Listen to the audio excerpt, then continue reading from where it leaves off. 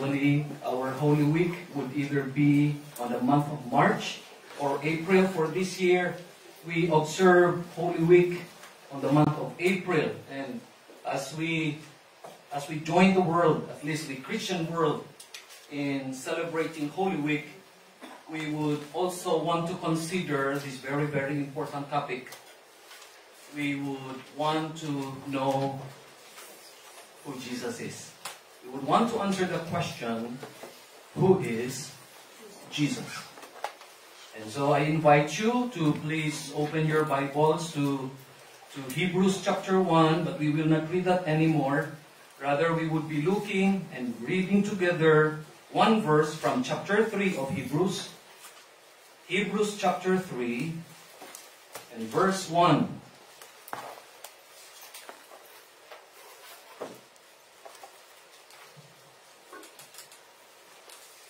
Hebrews chapter 3 and verse 1. Let us read this together, and then we will ask for God's blessings as we pray together. Hebrews 3:1. Ready? Together, begin. Wherefore, holy brethren, partakers of the heavenly calling, consider the apostle and high priest of our profession, Christ Jesus. This is God's living word, and we pray that He will make this true to us, and He would make this a blessing to each one of us as we meditate on this today. Let us pray first. Our Father, we thank you that this morning we can bring our minds into one. We can submit our hearts together and agree with the choir as they sing about your glory. We thank you for providing us with this worship experience wherein we can feel, we can experience, we can spiritually see your radiant glory in our midst and working in our lives. We thank you that we can appreciate it today.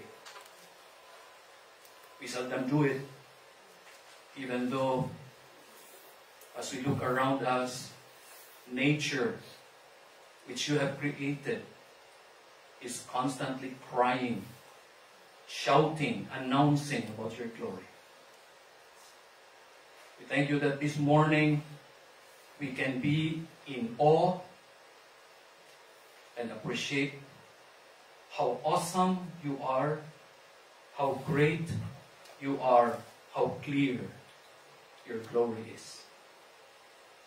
And we pray that you will give us grace to enable us to apprehend your glory this morning. We thank you for your gathering, for this gathering place you have brought us here today. This is your house, dear God. Your presence dwells in this house. But it also reminds us that for each person who has placed his or her trust in the Lord Jesus Christ, you have made his or her body as your dwelling place, the temple of the Holy Spirit. Thank you for standing by our side today. If you have not been by our side, we could have perished these last few days. We could have gotten sick. We could have died. If you did not stand by our side, we could have remained depressed up to this moment, discouraged, downhearted. But we thank you, dear Father, you are with us. You have given the Holy Spirit to be our comforter, one who stands by us to encourage us, to give us strength, to point us to Jesus. Today, Lord, we pray that you help us Help us, Lord, to appreciate what you have done in each of our lives. Help us to appreciate your glory. Help us to reflect it in our daily lives, so that our daily walk would become our worship. Our talk would become our worship. Every activity, every leisure, every hobby that we do, every activity, every routine, every act of responsibility that we need to do, every work of duty or assignment that we need to accomplish, may all of them be acts of worship. Help us, Lord, that even our desires would reflect our attitude of worship towards you. This morning, we would want to ask for your help. Remind us, dear God, to be always consecrated. It is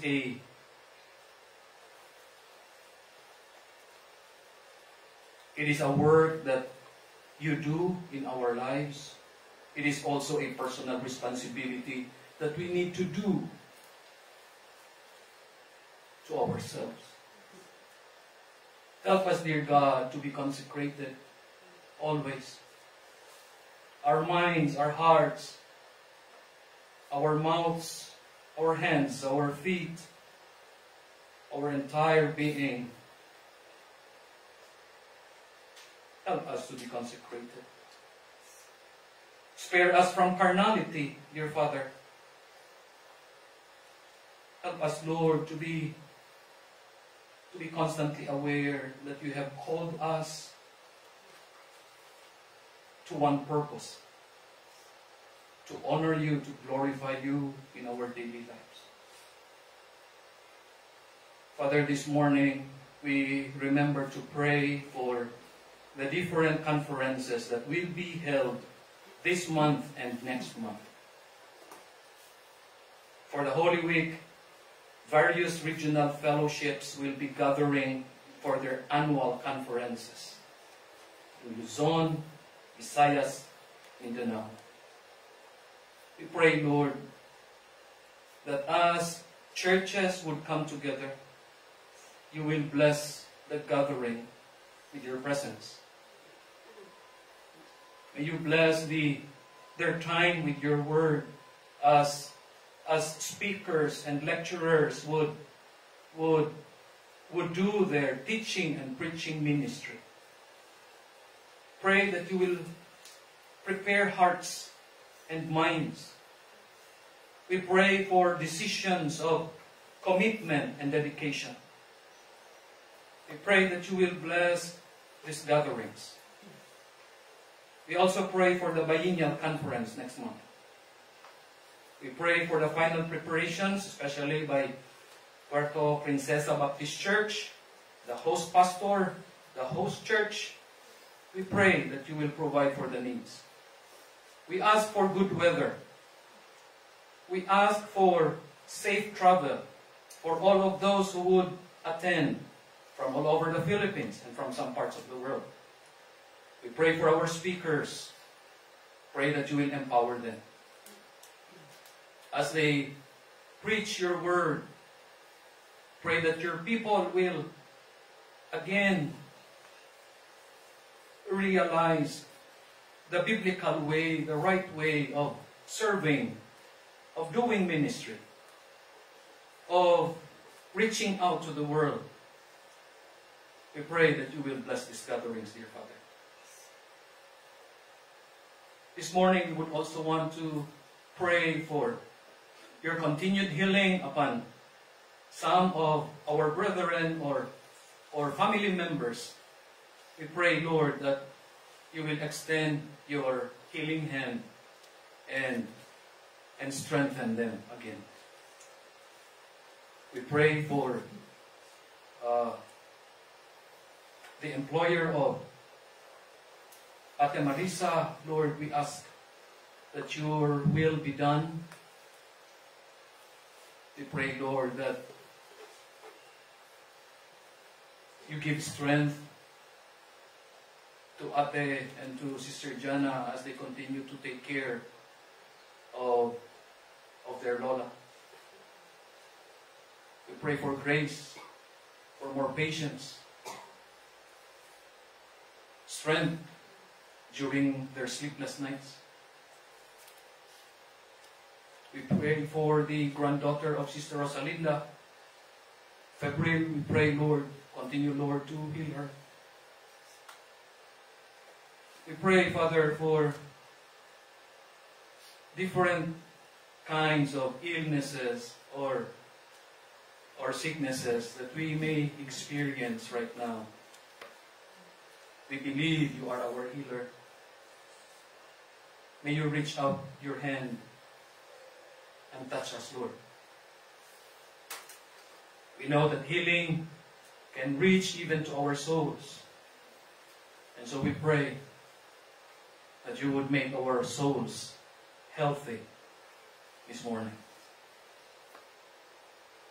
Father, we pray for your blessings upon the Christian organizations here in Hong Kong.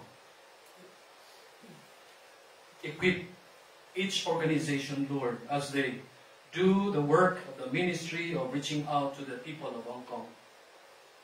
We pray for the Revelation Fund, an organization that translates Christian books for the Hong Kong people. We pray that you will bless and provide. We pray for Christian schools, colleges, universities, Christian hospitals. We pray for home for the elderly operated by Christians, for orphanages operated by Christian groups. We pray that you will bless and provide. They will be able to continue the ministry that you have placed upon their hearts. We pray, Lord, for more students for the theological seminary here in Hong Kong. More students, because more graduates mean more workers. We pray that you will prepare the graduates, the soon-to-be graduates, as they embark on a very challenging ministry of reaching out not only to the people of Hong Kong, but even to the people of Macau and the people of mainland China. We pray that you will bless the ministries done by our Mother Church, by Pastor C, by Pastor Loy, and the other pastors faithfully serving you. We pray, Lord, that you will strengthen their hearts. We believe that you will continue to work through them as they faithfully do the ministry. We pray now for our study. We lift this passage to you. Father, bless us in a personal way. In Jesus' name. Amen.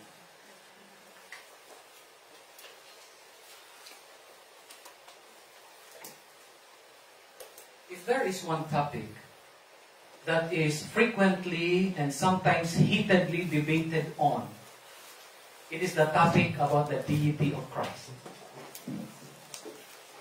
Kapag seryoso ang usapan at ang usapan ay spiritual things, hindi pwede na hindi maging bahagi ng usapan or debate ang pagka-Diyos ni Kristo Jesus.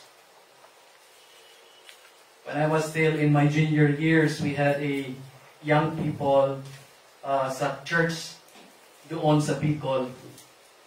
He loved to share the gospel to a certain religious group. Kasi nagtatapos palagi sa suntukan. Nagtatalo sila palagi pagdating sa deity ni Jesus Christ. And this particular religious group ay marunong sa Kapag hindi madala sa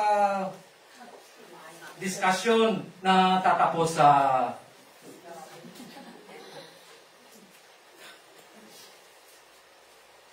probably you may agree with me that the deity of Christ is what separates Christianity from other religions and spiritualities. And so this morning, I would want to bring our attention to the answer to the question, who Jesus is. Who is Jesus? This morning, let us consider Jesus is God. He is.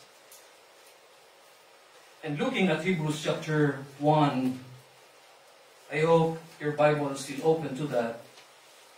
Hebrews chapter 1, you find certain keywords that points us to this truth. Okay, ready? Chapter 1, verse 1, first word. God. Verse 1 tells us that there is God. There is this presupposition na sana lahat ng tao sa mundo alam ito, there is God. It starts with this first word, God. The second key word is found in verse 2. The word is Son. And so verse 1 talks about God, pero sa verse 2, nagsasabi that this God has a Son. Third keyword, verse 8.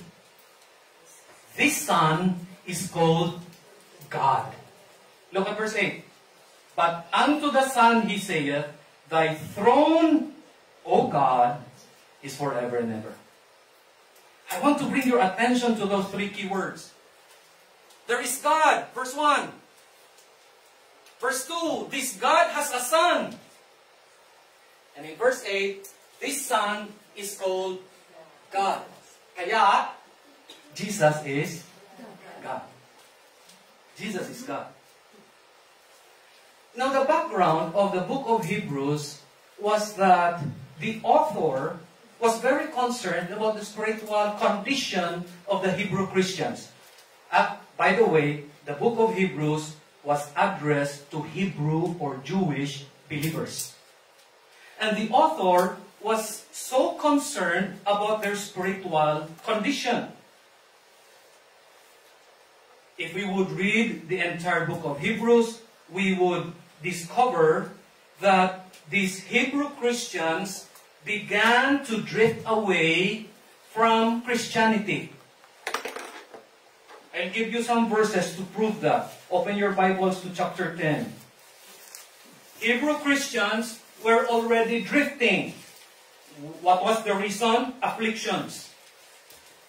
Sabi natin last Sunday, tribulations, another word for that, afflictions. Or trials. Or you may say persecutions. Or troubles. Or sorrows. These things, the Hebrew believers have experienced, and because they were troubled by these afflictions and tribulations, their response was that they began to step away from their Christian faith. They began to drift away, okay, from their faith. Una, let's look at chapter 10, verse 23. That is the first verse, key verse na makikita natin. It says in 23, let us hold fast the profession of our faith without wavering. The Hebrew believers have now begun to waver. Dati, they were so firm and stable in their Christian faith. But because of persecutions and afflictions and tribulations, they began to waver, they began to drift away. But not only that, what is more concerning, they also began to drift away from their community. From their community of faith. And we see that in chapter 10, verse 25. Sabi ng verse 25, not forsaking the assembling of ourselves together, as the manner of some is, but exhorting one another, and so much the more as ye see the day approaching. Believers, delikado pala yung afflictions. Dangerous pala yung tribulations. Because it has this effect that if we would not take care of our hearts, we can also drift away. At sabi ng author, some already did. Some already drifted away from their faith.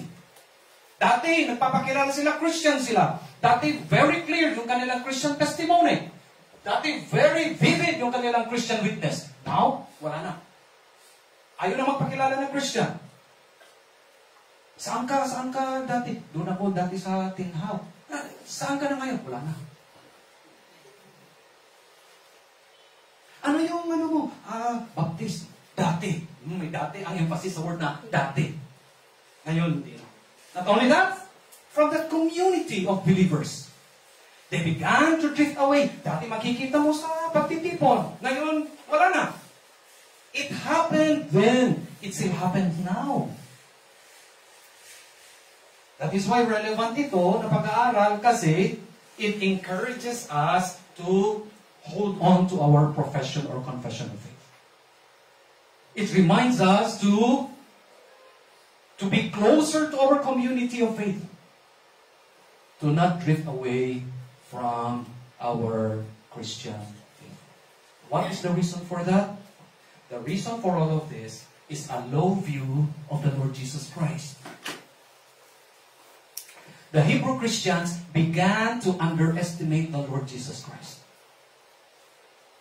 Kung dati ganito kataas yung kanilang regard kay Jesus, it has come to a point na nandito na lang. Bumaba yung kanilang regard kay Jesus Christ. Bumaba.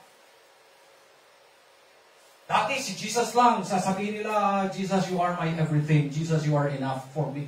Pero dumating ang panahon, sasabihin na nila, hindi enough si Jesus. And because of that, because of a low view of Jesus, it happened to them then, it also happens to believers now. When we have a low view of Jesus, it will loosen our grip. Listen, it will loosen our grip on three things. On our confession regarding first, the Lord Jesus Christ. Second, our confession regarding our commitment to Him. And third, we would also loosen our grip to our confession regarding His church. Ito ang iingatan natin mga kapatid. Because, sabi ni Jesus in John 16:33, in this world, ye will have tribulation. And what follows after tribulation, if Christians will not be careful, they will possess a low view of Jesus, and then the grip would start to loosen. Commitment will be lost. Connection to the church will be lost. Faith in the Lord Jesus Christ will be lost. And so to summarize our study this morning, may I say this. The total confidence in Jesus for who He is can only be possible if we know and appreciate His greatness. Oh, that we would always pray, Lord, confront me always with the greatness of the Lord Jesus Christ. May it be our prayer, daily prayer, Lord, please help my heart to always appreciate the greatness of Jesus. Let my heart answer the question, who Jesus is. Let my heart cry out, Jesus is God. If we appreciate the greatness of Jesus, we can place our total confidence in Him. For who He is, and because of what He has done. And so, three important realities I want to share with you this morning. First, ganito po. Jesus is God because of who He is. Jesus is God because of His person.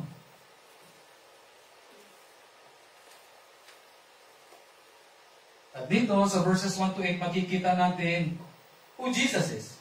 First, verse 1. He is God's final word. As the author begins to make mention of Jesus, sabi niya sa comparison niya sa verses 1 and 2 or contrast, sabi niya, dati, God has been speaking through prophets. But now, sabi niya sa verse 2, in these last days, God spake to us by His Son. Jesus is God because of who He is. He is God's final word. Alam niyo, why is this relevant? Because this destroys pluralism. Pluralism is the belief na while there is truth, there is no absolute truth. Pluralism believes that Jesus is a truth, but He is not the truth. Nakita niyo yung difference? Pero very clear sa John 14:6. Sabi ni Jesus, I am the way, the truth, the life. And the emphasis is always placed on the definite article, the. There is nothing else, and there is no one else. Jesus is God's final word. It destroys Islam. Because Islam teaches na while Jesus is a prophet, He is not the last prophet. May iba pang prophet according to them. But look again, verse 2. God speaks to us in the last days through His Son. Jesus is the last and final prophet. This verse also destroys Mormonism.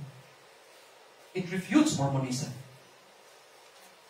Because Mormonism teaches that God's revelation is progressive, patuloy pa rin, kaya hindi pa buo yung Bible, kasi may dumarating pa na mga bagong revelation every now and then. But again, the Word of God is very clear. Tapos na yung revelation ng Diyos, written revelation, tapos na, kompleto na. And to add to that, sabi dito, Jesus is God's final word. Not only that, Jesus is God because He is the heir of all things. Ibig sabihin po niyan, everything is under His authority. Colossians 1:15 tells us, in Christ belongs all the preeminence. He is heir of all things. Sabi sa verse 2, whom He hath appointed heir of all things. Lahat ng mga bagay is under the authority of the Lord Jesus Christ. And so what is happening to the world today? Huwag nating iisipin that everything is now out of control. No. Nandiyan pa rin sa control ni Kristo Jesus. Because it says in Daniel, chapter 2, I think, or chapter 4, it is God who raises up kings and kingdom. It is God also who pulls down kings and kingdoms.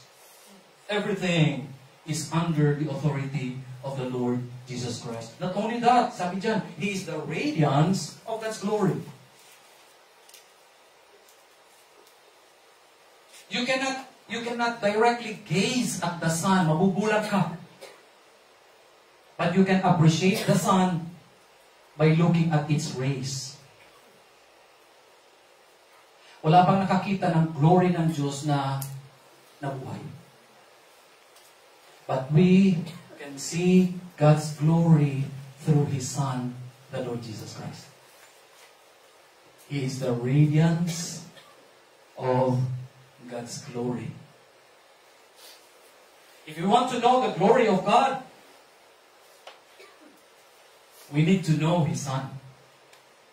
Ang title ng kanta kanina ng choir, Resplendent in Your Glory. You want to know more about the radiant glory of God? You need to be more intimate with the Lord Jesus Christ. Because He is the radiance of God's glory. Not only that, He is the image of God's nature. Sabi po sa verse 3, He is the exact representation of God's nature. The express image of His person. I believe that some of you ay nakapunta na sa abogado. Kumuha kayo ng notaryo. Special power of attorney. May seal na nilalagay. The image sa piece of paper na inilagay ng seal is the exact representation of what is in the seal, in the dry seal. Kung ano yung nandoon, numero man or letters, it is in the exact representation. At si Jesus, sabi ng verse 3, He is the exact manifestation or representation of the nature of God. Kung ano ang katangian ng Diyos, makikita natin sa kay Kristo Jesus. We believe that Jesus is God because of who He is. Jesus is God in His person. Secondly, Jesus is God because of what He does. Hindi lang kung sino siya, kung ano ang kanyang ginawa at patuloy na ginagawa. Because verses 1 to 8 also enumerate kung ano ang ginawa ni Kristo na hindi pwedeng gawin ng ibang tao. What He did was so unique that it could not be duplicated by any person. Ano ito? First, He created the world. Napansin ninyo, sabi sa third section ng verse 2, sabi dyan, by whom also He made the worlds. Who created the world? The Lord Jesus Christ. Now, the author continues on. Tingnan ninyo please, verses 10 to 12. How powerful this Creator is. In the beginning has laid the foundation of the earth, and the heavens are the works of thy hands. They shall perish, but thou remainest. They all shall wax old as doth a garment, and as a vesture shalt thou fold them up, and they shall be changed. But thou art the same, and thy years shall not fade. What does this talk about? Let me illustrate this. The vast expanse of the universe. Hanggang ngayon, man is still discovering the extent of the wideness of the universe. Wala pang telescope na naiimbento na makakarating yung kanyang focus hanggang sa pinakadulo ng universe. Wala pa.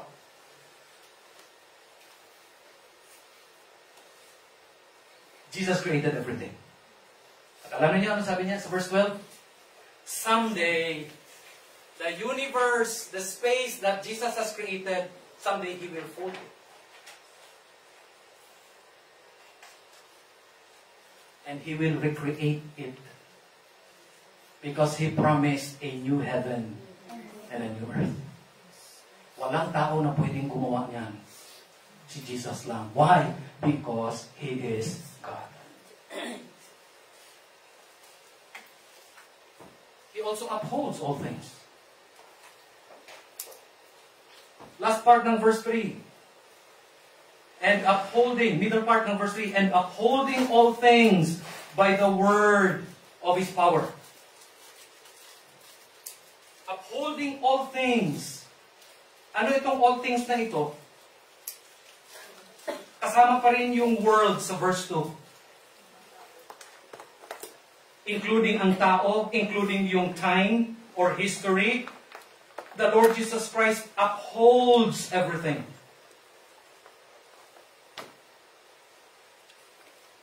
And that is what makes us gaze lovingly at the Lord Jesus Christ. Na gusto natin titigan siya palagi because we have a wonderful Creator who sustains and upholds what He has created.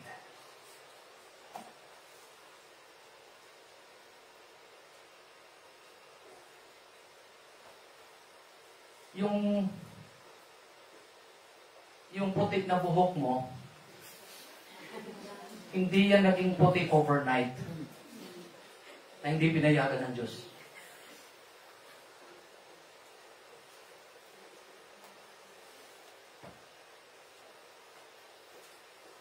He upholds. And the meaning of the word upholds, He carries it and He will continue to bring it to its final destiny. The Lord Jesus Christ upholds all things by the word of His power. He will continue to take care of you. He will continue to provide for you. And He will bring you to your final destiny. And so if you are rightly related to the Lord Jesus Christ, alam mo yun that your final destination is in heaven. Jesus will take care of you in such a way na dito sa mundo kahit magulo, aalagaan ka niya, will protect you, will preserve you, He will keep you alive, and He will bring you safely to your final destination.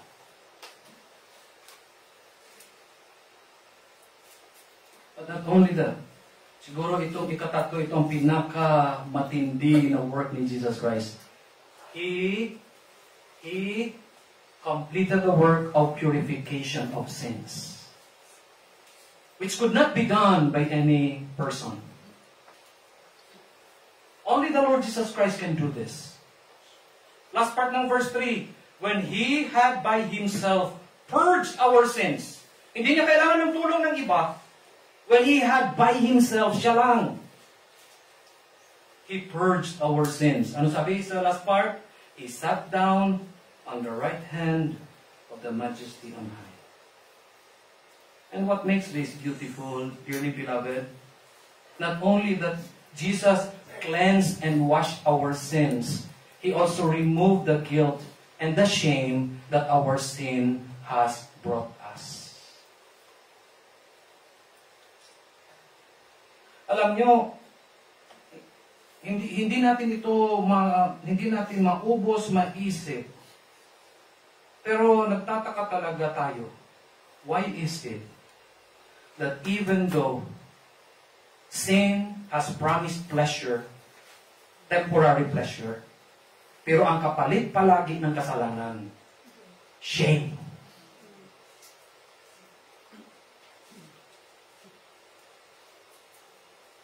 Yung pagkatapos na nag-enjoy ka sa kasalanan, pagkatapos na nag-enjoy ka,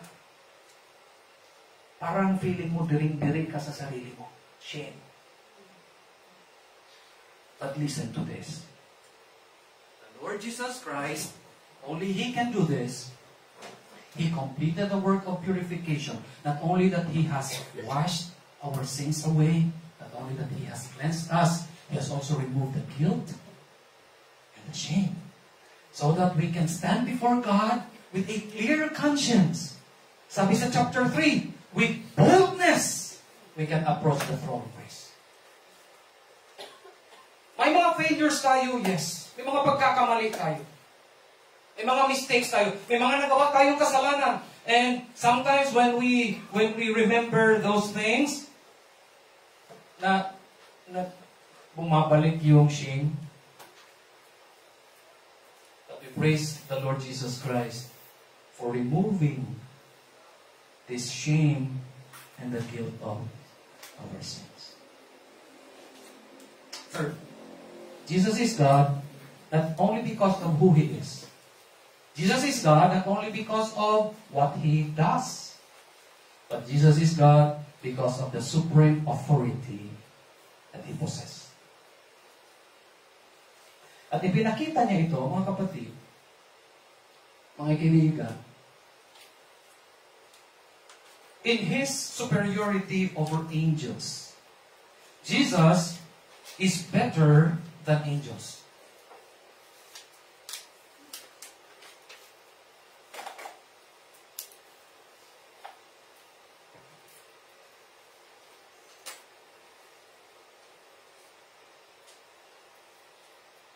Probably in your homes, may libro ang lolo at lola nyo na hanggang ngayon nandyan sa inyo, almanaki. Yung almanaki, unique na libro because nandyan yung mga pangalan at ang mga meaning ng pangalan. Nandyan din yung mga pangalan ng guardian angel mo.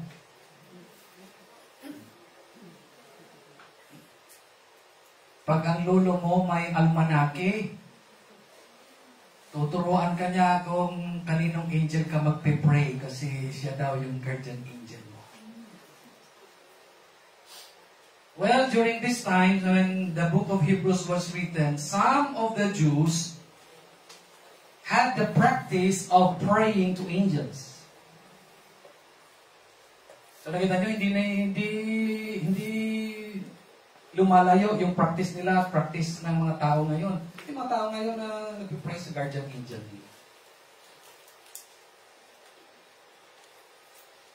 But it reminds us, dearly beloved, Jesus is better than angels.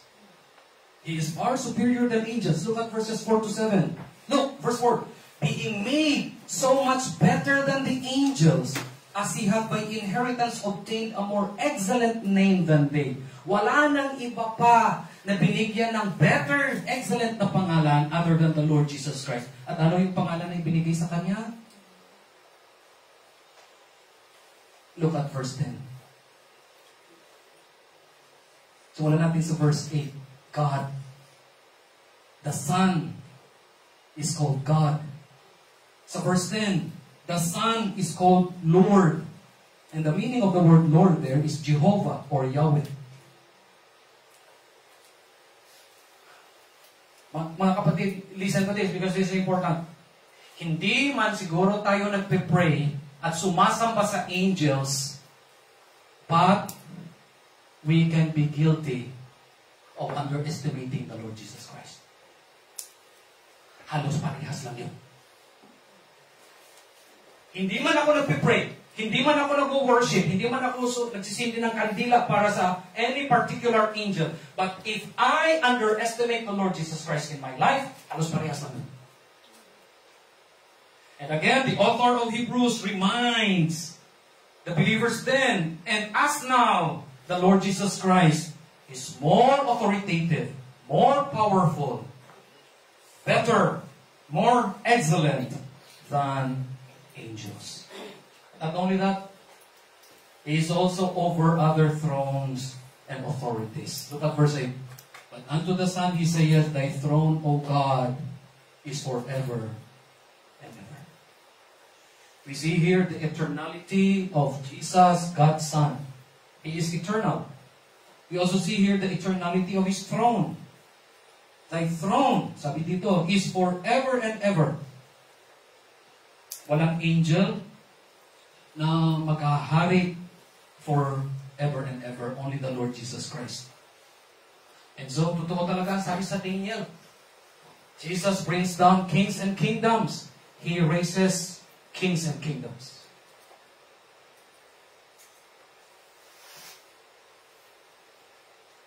May pag-asa ang mundo, may pag-asa pa, kahit ito ang nangyayari. May pag-asa pa ang Pilipinas, kahit ganito ang nangyayari. Why? Because Jesus is still on His throne.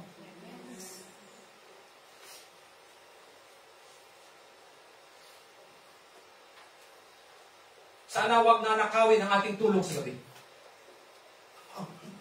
Ano nang mangyayari? Ano nang mangyayari? Tapos, ilang gabi ka na hindi maganda yung tulog mo. Remember, Jesus is still on His throne. He allows this to happen, and He has a reason for that. It gives us a longing. Walang perfect na king. Walang perfect na kingdom dito sa lupa.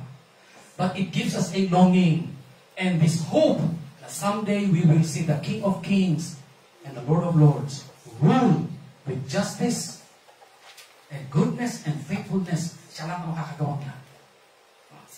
Bakit? Hindi naman tayo tatagal dito sa mundo. Uwi tayo. Final destination is in heaven. And so, let us conclude this. Dearly beloved brethren and friends, for this morning's study, remember, Jesus is God. And we need to trust Him. He is still on His throne. He will always be. Trust Him. If you are a visitor today, and this is the first time that you have heard this kind of message, I want to invite you. If you will not have a personal relationship with the Lord Jesus Christ, you will die in your sins and you will be condemned to hell. That is what the Word of God tells us. And so I plead with you this morning, put your trust in Jesus today. Only Jesus can save. Believe on the Lord Jesus Christ and you will be saved. God loves you so much. He sent His Son to die on the cross for you, to take your place. And we want you, friend, to experience also how Jesus would uphold you and bring you to your final destination, which is heaven, if you have a relationship with the Lord Jesus Christ. And so I plead with you, trust Him today. Second, Jesus is God. He is enough. He is enough. He was enough for you on the day you got saved. I hope and pray that Jesus is still enough for you today.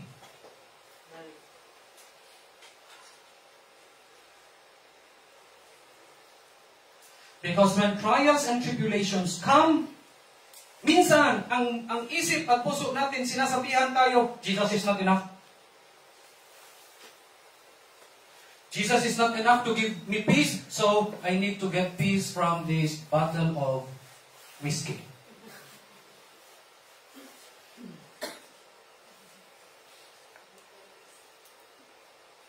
You have a particular financial need, sasabihan ka ng isip mo, Jesus is not enough to provide for you, and so pupunta ka doon.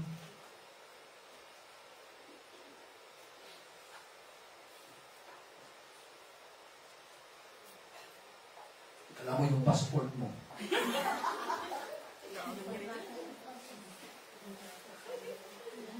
Beloved, Jesus is enough.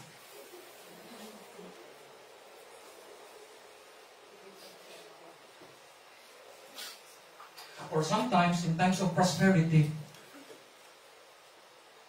when God blesses us with so much, we can forget God. Revelation 3, yan ang makikita natin the Church of Laodicea.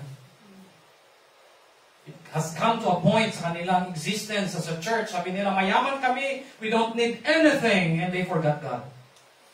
Listen, God may have prospered you, but remember, Jesus is still enough. And so to answer the question, who is Jesus? Let us answer that question. Jesus is God. And He is enough for us. Thank you, Lord, for your word. Thank you for your grace. Thank you, Father, for reminding us with these truths. Forgive us for the times when we underestimate the Lord Jesus Christ. Forgive us for the times when we live our lives, we completely forget Him. Forgive us for the times when we do not acknowledge Him in our lives. Father, we repent and we ask forgiveness and we ask for grace. Help us, dear God. Enable us, empower us that we will constantly be in tune with the Lord Jesus Christ. We will constantly rely upon Him. That we could confidently say and confess that Jesus is both our Savior and Lord of our lives. That we would confess every day that He is enough for us. Bless your word. In Jesus' name.